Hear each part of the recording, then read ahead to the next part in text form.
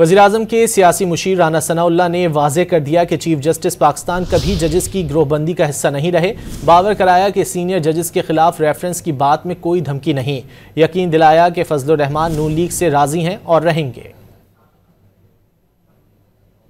वज़ीर-ए-आज़म के मुशीर बराए सियासी उमूर राना सनाउल्लाह ने शिकवा किया है कि जिस तरह की तकसीम सुप्रीम कोर्ट में है वैसी ही अब हाई कोर्ट और बार्स में की जा रही है। सवाल किया कि जजेस का ट्रांसफर वज़ीर-ए-आज़म ने किया है। मौजूदा जो चीफ जस्टिस ऑफ पाकिस्तान है वो इस किस्म की जो महाजराई और ग्रोह बंदी है वहाँ पे जजेस के दरमियान उसका वो कभी हिस्सा नहीं रहे। सैयद मंसूर अली शाह साहब उनके वो चैम्बर फेलो भी रहे हैं। तो इसके बावजूद जो है साथ साथ ऑफिस है, बीच में सिर्फ एक दीवार है और वो एक दूसरे को खत लिखते हैं। अगर ये जजेस की ट्रांसफर का मामला इतना ही जो है वो गलत हो गया है तो क्या वो ट्रांसफर जो है वो कोई किसी एग्जीक्यूटिव अथॉरिटी ने या हुकूमत ने या प्राइम मिनिस्टर ने जो है वो कर दी है। राना सनाउल्लाह ने वाज़ेह कर दिया कि मौलाना फजलुर रहमान नून लीग से राजी हैं और रहेंगे। मौलाना हमसे राजी हैं, राजी वो रहेंगे भी और हम उनको रखेंगे भी। देखें मामला यह है कि अगर कोई सियासी इत्तेहाद जो है वो वजूद में आता है तो दूसरी तरफ भी हुकूमत में सियासी इत्तेहाद ही है। पीटीआई का बतौर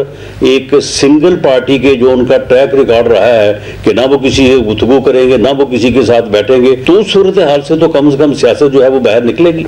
राना सनाउल्लाह ने वाज़ेह कर दिया कि एहतजाज अपोजिशन का हक है, लेकिन 24 नवंबर को जो हुआ वो एहतजाज नहीं था।